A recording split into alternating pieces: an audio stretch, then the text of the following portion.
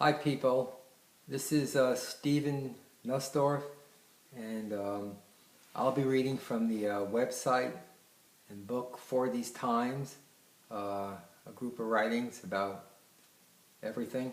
And this particular category or section is principles, and the specific section is nature. And I was going to show a little sky this morning on the video, but I'm not sure how to work it in. And the sky is just it's kind of cloudy with a little blue showing through, but it's not the same as spoken of in the writing. I'm not sure how to have eye contact. We'll get it right one of these days, but anyhow, sometimes my eyes meet with yours. Okay, here's the writing. And the title is The Sky, Beauty, Art, and More. And the entire day tinkered from cloudy to clear. When clear, the scattered clouds were precisely constructed, and the sky blue had a shimmer and calming energy to it. When cloudy, the grays were gradual and gentle, but the formations were strong. So it was in Florida on that afternoon. When looking at the cloud configurations, I found myself thinking of how they would be painted. What colors would I use? What is their anatomy? Dalasio, a younger man who studied in the same manner I did, but more extensively, would paint with color values and shapes, and his paintings were quick and virtuoso. They lacked the depth of a Collins, another younger painter, who early on realized the limitations of color values and made the effort to study the structure and anatomy of natural phenomenon, in this case clouds. His paintings had weight, not quite the same weight as a Claude Lorrain or German 19th century painters or the Dutch, but there was weight in them. He often went for the big effect and statement, can't blame him, but his technique was not always up to it. Still, as he said, he loved doing it, and he did quite well. I looked at the sky when it turned blue, and thought of all the landscape painters I admired from the past. To paint half as well as many would be a joy. In my life, my training was not that extensive, and I was exposed to many other art influences and many other life influences. People don't realize painting can be enjoyable as you improve your craft, if you have a craft, or a way to obtain it. In this world, on this plane, it's a highway to appreciate the creation, combining the highest of intelligence, intuition, and knowledge onto one canvas. I had a taste of this, but just a taste. At 22, when I went to Gamel for a crit of my work, he said I was late, and I heard from one of his students he thought Jews rarely became excellent painters. Well, I didn't prove him wrong, but Collins did. Art has had a place in my life, but not as a painter. This afternoon, I had a brief glimpse of what it would have been like. Naturally, mental gyrations follow. At first, I was self-condemning for not being able to become competent at the craft. Then I tried to figure out how I could shift my whole life to do so.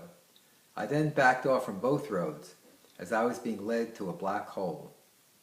Tired that evening, I pulled up both the shades on the patio, and the panorama of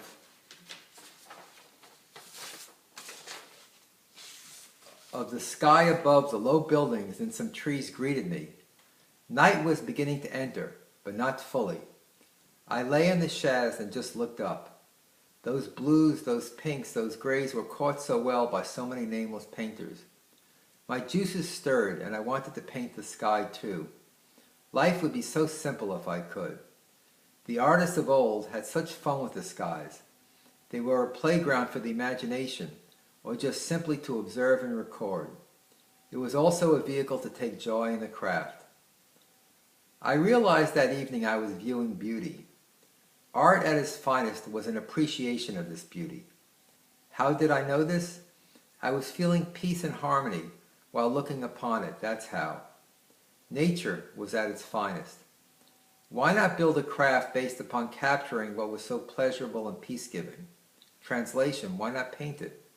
I understood in a deep way after all these years why beauty in art and capturing it was so elevated on the scale of human activities.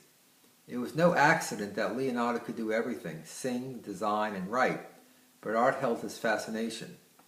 I then had another realization. When meditating or appealing to the above, or hearing a soft voice from beyond, at least lately, tranquility was not forthcoming. In other words, the higher dimension, what is transcendent, or just God, lately was not easing my insides. Now, when viewing the sky and fading blues and silhouetted trees, I felt a healing. The world, or a certain beauty from the world, was helping heal my wounds from the world. In other words, it took the world to cure you from the world.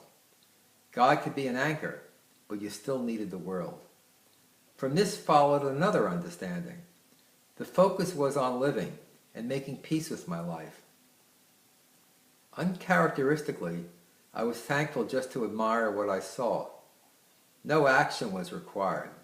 I considered the effort to record the sky in paint. Truthfully, it would be beyond my strength.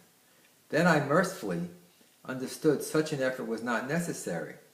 Mere acknowledgement of what was before me and its grandness was the reward. Beauty and harmony in nature was enough in and of itself. Finally, what followed was liberating. My ego could rest. I actually felt glad that other artists throughout the centuries had captured what I was appreciating.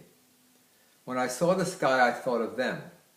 I was grateful certain humans were capable, through environment and inclination, to have brought human craft and skill to a level that aligned itself with this beauty. Good job, artists. I'm glad you did it, and at least presently I feel no jealousy. I see the beauty, you've caught aspects of it, and I'm content in knowing this. Nature and art had aligned in harmony. I was thankful for this awareness.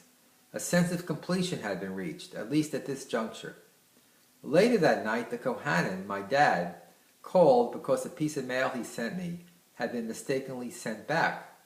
I mentioned this insight to him, and he seemed to say it was a blessing to have had it, and that I was fortunate, and that I should write a paragraph about it, and he'd like to read it when it was done. More confirmation. And that's the reading.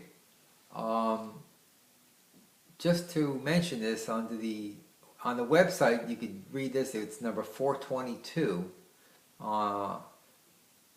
in the category under writings. Okay, writings. That would be basically the first category. So thank you. We won't say much. We'll let things speak for themselves this time. And have a good day. Okay, goodbye.